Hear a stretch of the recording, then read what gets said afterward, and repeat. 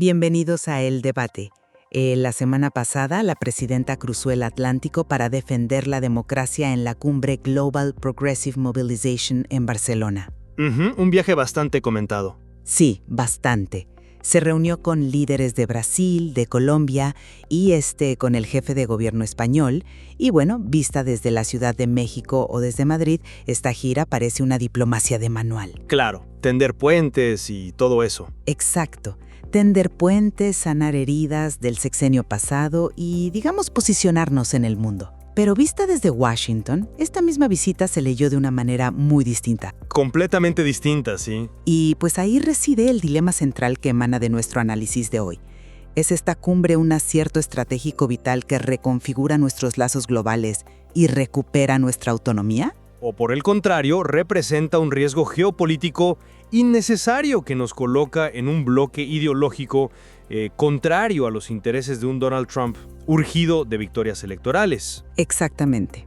Yo estoy convencida de que esta cumbre representa una corrección vital, indispensable y soberana de la política exterior mexicana, fortaleciendo lazos indispensables con Europa frente a la reconfiguración global. Y mi postura es que, independientemente de los lazos históricos, ostentar una alineación ideológica de izquierda en este momento es un lujo peligrosísimo frente a un Trump que busca agresivamente, digamos, entregables políticos para sus próximas elecciones intermedias. A ver, entiendo por qué piensas eso, pero permíteme darte una perspectiva un poco diferente. La raíz común entre México y España es, objetivamente, una de las mayores fortalezas que este país tiene en el tablero internacional. Y tenemos que ser honestos sobre el material que estamos analizando.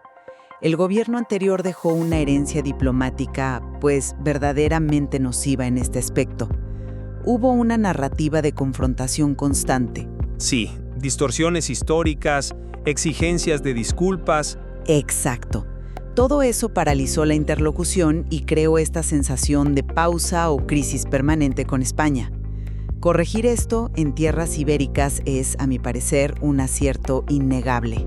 Una crisis que también congeló flujos de capital e influencia, hay que decirlo. Claro, congeló nuestra capacidad de operar en Europa. Por eso, presentarse allá, sentarse con el jefe de gobierno y restablecer el diálogo es sanar la política exterior.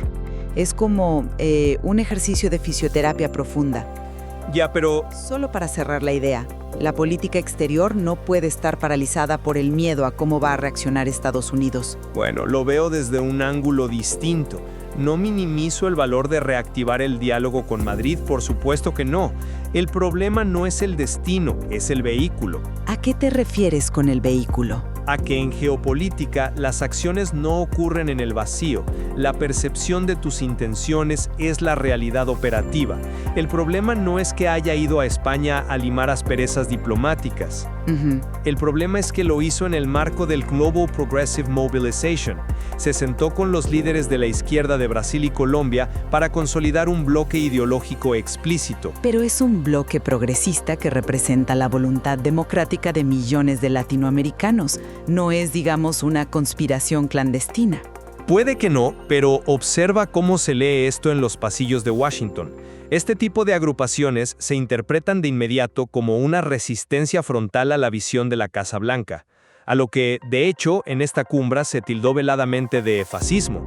Bueno, el lenguaje político siempre tiene sus matices. Sí, pero estructuralmente es muy grave. En la doctrina de seguridad de Estados Unidos, los bloques latinoamericanos de izquierda no se ven solo como movimientos locales, se interpretan como plataformas que implícitamente facilitan la entrada a competidores estratégicos. Hablas de China y Rusia. Concretamente, la influencia económica de China y la diplomacia de Rusia, sí. Compartimos la frontera terrestre más dinámica del planeta con Estados Unidos. Ir a Europa a abanderar este bloque, a meses de un ciclo electoral estadounidense de alta tensión, no es un acto de valentía diplomática, es encender una antorcha dentro de una refinería. A ver, aislarse de la reconfiguración política de tu propia región y de tus aliados europeos por temor a la óptica republicana es una política de sumisión. Y aquí es donde tenemos que diseccionar la mecánica de lo que Estados Unidos realmente está intentando hacer en el continente. ¿Te refieres a la doctrina Don Roch que menciona el texto? Exactamente, porque eso nos obliga a tomar decisiones difíciles. Sí, Washington está aplicando esta doctrina Don Rowe, que es una reingeniería de la vieja idea de hegemonía continental, pero adaptada al hiperpersonalismo de Trump. El objetivo de la Casa Blanca no es simplemente tener buenos vecinos. Quieren una homogeneidad ideológica. Quieren pintar de derecha a todo el hemisferio. Y ya vimos los mecanismos en acción. El respaldo absoluto a Javier Milei para desmantelar la estructura peronista en Argentina. Y la presión que detonó la caída de Maduro. Así es, sumado a la victoria conservadora de Nasri Asfura en Honduras. Entonces, ante esta aplanadora sistemática, yo pregunto, ¿cuál es el incentivo real para que México se ofrezca voluntariamente como el último bastión progresista visible? Pues el incentivo es la supervivencia institucional mediante la diversificación. Quien nos escucha podría preguntarse, ¿por qué desafiar a una aplanadora? Piensa en la política exterior de un Estado como si fuera la gestión de un portafolio de inversiones frente a un riesgo sistémico. Interesante analogía. Si tienes todo tu capital comercial y diplomático invertido en un solo activo, que es la relación bilateral con Estados Unidos, y ese activo se vuelve profundamente volátil bajo esta doctrina Don Rowe, tu obligación como Estado es diversificar el riesgo. El problema con eso es que una diversificación requiere instrumentos sólidos, y los aliados en Barcelona, con todo respeto, no lo son. Son contrapesos necesarios. Ir a España, acercarse a Lula en Brasil y a Petro en Colombia no es un ataque contra Washington. Es construir una red de seguridad multilateral. Es decirle al mundo básicamente, si el mercado estadounidense se cierra por un berrinche político, México tiene vasos comunicantes con Europa y con el sur. Además, asumir este liderazgo regional no es un capricho. ¿Ah, no? No, es ocupar un vacío de poder que alguien más tomaría si nosotros no lo hacemos. Pues el problema de usar la analogía del portafolio es que asume que todos los activos operan de manera independiente. Y no es así. Si tu activo principal y mayoritario decide congelar tus cuentas, de poco te sirve tener inversiones menores en Europa o Sudamérica. Bueno, eso asumiendo un escenario de congelamiento total. Llamando de esos aliados regionales, hay que entender la mecánica de su propia fragilidad. El bloque de Barcelona es un edificio con grietas estructurales graves. Me parece que subestimas la resiliencia institucional de Brasil y Colombia. Analicemos la causalidad de sus crisis políticas internas. A ver. En Colombia, el petrismo no está simplemente perdiendo popularidad, está sufriendo una fragmentación legislativa profunda tras las elecciones de marzo. Sin mayorías claras, de acuerdo. Tienen la primera vuelta presidencial a unas semanas y ni siquiera logran definir un mecanismo de sucesión interna. Y en Brasil, bueno, la volatilidad es aún más marcada. Sí, Lula da Silva se encamina a octubre dependiendo de un voto bisagra. Dependiendo vitalmente de un margen minúsculo de indecisos frente a una maquinaria conservadora revitalizada por la figura de Flavio Bolsonaro. Exactamente. Y fíjate, esa radiografía que haces es el argumento principal de por qué la visita a Barcelona era tan urgente. Urgente para apuntalar un edificio que se cae. Precisamente porque el bloque progresista está bajo un estrés estructural severo. Requiere un ancla. Lula y Petro necesitan el peso institucional y económico de México en foros internacionales para legitimar sus proyectos y estabilizar sus frentes internos. Ya. Si Sheinbaum no ejerce ese liderazgo integrador ahora, si no tiende el puente con Europa a través de España para darle oxígeno a la región, perderemos la capacidad de interlocución en Sudamérica para la próxima década. Y yo te pregunto, ¿de qué le sirve a México anclar a sus aliados en Sudamérica si al hacerlo dinamita su propia estabilidad económica y de seguridad? No creo que la dinamite. Nuestra proximidad geográfica dictamina nuestras urgencias. Tenemos que observar la matemática legislativa dentro de Estados Unidos para entender la magnitud de la amenaza que estamos provocando. No es solo que Trump sea impredecible, es que está acorralado por los números. Te refieres a los márgenes en el Congreso. Los márgenes son asfixiantes. La mayoría republicana se sostiene por apenas 7 escaños en la Cámara de Representantes y una ventaja de 8 en el Senado. En el contexto de unas intermedias, eso no es poder, es vulnerabilidad absoluta. Si la administración pierde el control de una de las cámaras, pierde el blindaje legislativo, se frena su agenda interna y mecánicamente se reactiva el fantasma de un juicio político. Esto es supervivencia política básica. ¿Y cómo conecta exactamente eso con la cumbre de Barcelona? Conecta mediante la necesidad desesperada de resultados concretos, de entregables, de trofeos políticos. Cuando un líder de corte populista enfrenta una derrota legislativa inminente, su mecanismo de defensa es montar un espectáculo de fuerza fuera de sus fronteras. ¿Para movilizar a su base más radical? Exacto. Y México, al exhibirse en foros progresistas europeos y aglutinar a la izquierda que Washington aborrece, se convierte en el villano de diseño perfecto. Les estamos entregando la narrativa en bandeja de plata. Pero Los posicionamos como el chivo expiatorio ideal para justificar un endurecimiento extremo en políticas de contención migratoria y una retórica bélica en el tema del fentanilo. a ver, me parece que ese análisis asume que la política exterior hacia México dicta el comportamiento del votante en Ohio o en Pensilvania.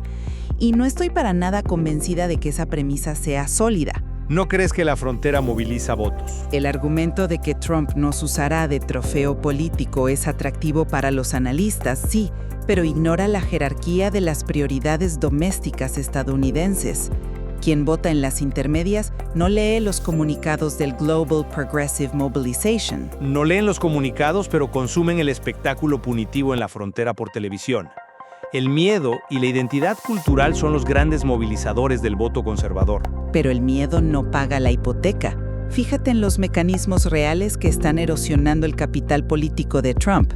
Su vulnerabilidad no nace de que México dialogue con la izquierda global. Sino de la economía. Nace de la inflación estructural que su gabinete no logra domar. Y nace del desgaste diplomático y militar severo derivado de su mal manejo del conflicto con Irán. Esos son los vectores que deciden el control del Congreso, no la cumbre de Barcelona. Quizás no baje la inflación, pero inyecta adrenalina a una base que exige orden. Pero amenazar a México no reduce el precio del combustible ni detiene el descontento en Medio Oriente. Pensar que Sheinbaum debería haber cancelado un esfuerzo mayúsculo por sanar la relación con España, solo porque un estratega republicano podría ofenderse, es sobreestimar nuestra importancia en su ecosistema electoral. Aquí es donde difiero profundamente contigo sobre cómo operan estos liderazgos. Cuando la economía falla, cuando no puedes bajar el costo de vida, el espectáculo punitivo deja de ser una opción y se convierte en el único salvavidas. Un salvavidas temporal, si acaso. El material no es una abstracción académica. Si México se asienta como líder de la disidencia frente a la doctrina Don Roy, la respuesta de Washington será la judicialización transnacional de nuestra política interna. Hablas del uso instrumental del sistema de justicia estadounidense contra actores mexicanos. Hablo de la narrativa de la narcopolítica como herramienta de coerción de Estado. Los escenarios están delineados con claridad en el texto. ¿Qué impide que el Departamento de Justicia o la DEA comiencen a revelar expedientes clasificados? Podrían hacerlo, claro. Podríamos ver la caída de uno o varios gobernadores en México en los próximos meses, convertidos en trofeos mediáticos, exfuncionarios de la administración de AMLO o figuras clave del gobierno actual, señalados formalmente para alimentar el mito de que Washington está limpiando su patio trasero. Porque los gobiernos de izquierda son cómplices del crimen, según esa narrativa. Exactamente. Esto va a ocurrir, muy probablemente, en la ventana crítica entre el fin del Mundial de Fútbol y las elecciones de noviembre. Y presentarse en Barcelona, desafiando a la hegemonía estadounidense, es el acelerador perfecto para esta estrategia de represalia. Concedo que el riesgo de presión diplomática mediante la judicialización es latente. Es una herramienta histórica de coerción y sabemos que la DEA opera muchas veces con su propia agenda autónoma. Totalmente. Pero vuelvo a la mecánica económica profunda. La idea de que unos cuantos arrestos mediáticos de políticos mexicanos van a salvar la mayoría republicana asume que el votante promedio puede distraerse indefinidamente de su dolor económico. Y no es así. Yo no subestimaría el poder de un arresto espectacular en horario estelar. Tiene un ciclo de noticias muy corto. La clave real del destino legislativo de Trump y por lo tanto de la intensidad de su agresión hacia México reside en la política monetaria, no en los expedientes de la DEA. ¿La política monetaria te parece más atractiva electoralmente? El mecanismo que definirá las intermedias es el nivel de la tasa de interés que fije la Reserva Federal. Un aumento de 1/4 punto impacta directamente en las tarjetas de crédito y las hipotecas de millones de votantes. Sí, eso es innegable. Y aquí hay una variable monumental que el análisis tiende a ignorar: el perfil de quien suceda a Jerome Powell al frente de la Reserva Federal. Ese nombramiento dictará la temperatura económica de la elección. Frente al impacto sistémico de la Fed, el activismo de Sheinbaum en Europa es, sinceramente, ruido de fondo. A ver, es ruido de fondo para el ciudadano en Wisconsin, sí. Pero un expediente desclasificado o una sanción comercial encubierta como medida de seguridad fronteriza es un terremoto institucional para el Estado mexicano. Bueno, sí, eso nos afecta directamente. No importa si esa agresión le sirve o no a Trump para ganar el Congreso. Lo que importa es el daño interno que nos causa a nosotros. Y a este polvorín sumemos una variable externa de máxima presión que menciona el texto, que es la fragilidad de Cuba. Ah, la transición generacional en la isla. Más que una transición, el texto apunta a un riesgo de colapso inminente de un régimen de más de 6 décadas. Un quiebre que podría precipitarse antes del 26 de julio. Una fecha cargada de un simbolismo revolucionario profundo, claro. Así es. Si la estructura en La Habana se fractura, si presenciamos la salida abrupta de Miguel Díaz-Canel y del último resquicio de los Castro, la presión sobre la región será colosal. Y si México se ha posicionado en Barcelona como el gran defensor del bloque progresista, Washington nos exigirá, bajo amenaza, que aislemos a Cuba o que absorbamos las consecuencias del colapso. Nos colocarán directamente en el centro de la zona de impacto. Pues mira, la situación en el Caribe es indudablemente un foco de tensión extrema. Pero fíjate en la contradicción de tu argumento. A ver. Si Cuba está al borde del colapso, si Colombia y Brasil enfrentan crisis de gobernabilidad, y si Estados Unidos está atrapado en un populismo punitivo por sus elecciones, entonces la inacción de México hubiera sido imperdonable. Yo no diría imperdonable. Yo sí. Si Sheinbaum declinaba la invitación a la cumbre por miedo a enojar a Washington, estaría confirmando tácitamente que nuestra política exterior necesita la aprobación previa de la Oficina Oval. Nadie aboga por pedir permiso. Abogo por prudencia táctica en un momento de vulnerabilidad. Pero la prudencia no puede significar parálisis. Reparar el vínculo con España no era un lujo cultural, era una necesidad estratégica para reabrir canales de cooperación e inversión con la Unión Europea. Teníamos que retirar el yeso de esa relación fracturada. Aunque el proceso inicial fuera doloroso y generara fricción. Entiendo. Exacto. Al reconstruir la interlocución con Europa y asumir un rol de cohesión con el bloque latinoamericano, México no se está aislando, se está blindando, está construyendo opciones. Y a largo plazo, consolidar tu soberanía diplomática te protege mucho más que intentar complacer a un gobierno estadounidense que francamente de todos modos usará la frontera como botín electoral siempre que lo necesite. El error es pensar que el blindaje europeo nos protege del mazo estadounidense. Nadie niega el valor pragmático de recuperar la relación con España, pero el error crítico es el empaque. El empaque. Sí. Envolver una reconciliación diplomática necesaria en la bandera de un progresismo militante que desafía frontalmente la doctrina de tu vecino más poderoso es un despropósito táctico. Como sugiere el material fuente, la administración en México debe operar con una frialdad y un cálculo milimétrico. Totalmente de acuerdo en lo del cálculo táctico. Tienen que garantizar que, si el panorama electoral estadounidense impone la exigencia de ceder trofeos políticos, el gobierno logra encapsular esos daños para que no desestabilicen su propia permanencia en el poder. No pueden permitirse ser espectadores pasivos mientras Trump utiliza nuestras instituciones como escenografía para sus mítines. Pues en la necesidad de cálculo táctico convergemos. Las semanas que se avecinan van a requerir una sofisticación diplomática que no hemos visto en décadas. Sin duda. Para sintetizar un poco mi postura en este análisis, estoy convencida de que la gira a Barcelona fue una decisión correcta y necesaria. Resolver el estancamiento con España y aglutinar a los liderazgos latinoamericanos es el tipo de diplomacia proactiva que México necesita frente a un mundo que se fragmenta. Ya. Y creo firmemente que las amenazas macroeconómicas que enfrenta el Partido Republicano, la inflación, la política de la Fed y la inestabilidad en Medio Oriente mantendrán a la Casa Blanca lo suficientemente ocupada, dándonos el margen para ejercer esta autonomía regional sin detonar una ruptura bilateral. Bueno, mi síntesis es que la lectura de esos márgenes de maniobra peca de un optimismo algo peligroso. Aunque la voluntad de cohesión regional sea legítima, el momento elegido expone a México a una volatilidad extrema. Subestimar la necesidad biológica que tiene el populismo estadounidense de exhibir trofeos políticos rápidos frente a un Congreso dividido es un error.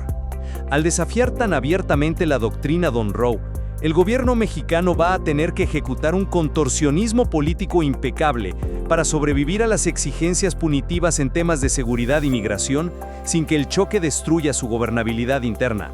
Lo que queda clarísimo en esta discusión es que las variables de política interna y geopolítica están colisionando en tiempo real, desde el estrés institucional en Sudamérica hasta las métricas de inflación en Norteamérica. Los hilos conductores son muy complejos. Totalmente. Quien nos escucha haría bien en prestar muchísima atención a cómo estas dimensiones interactúan en los próximos meses. El material de origen deja claro que la intersección entre las decisiones de la Reserva Federal, la presión sobre los liderazgos de izquierda y las maniobras de agencias como la DEA van a definir el margen de supervivencia política de la región. El tablero apenas se está acomodando y las fichas son sumamente volátiles. Retomando la premisa inicial, la política exterior mexicana ha dejado atrás la inmovilidad de la pausa diplomática. Hemos forzado el brazo y la articulación duele al reconectar con el mundo en un momento de altísima tensión. Sí, los dolores de crecimiento. Así es. El verdadero reto ahora no es justificar el por qué fuimos a Barcelona, sino demostrar la pericia suficiente para mantener el equilibrio mientras caminamos sobre la cuerda floja hacia el desenlace electoral de noviembre. Gracias por acompañarnos.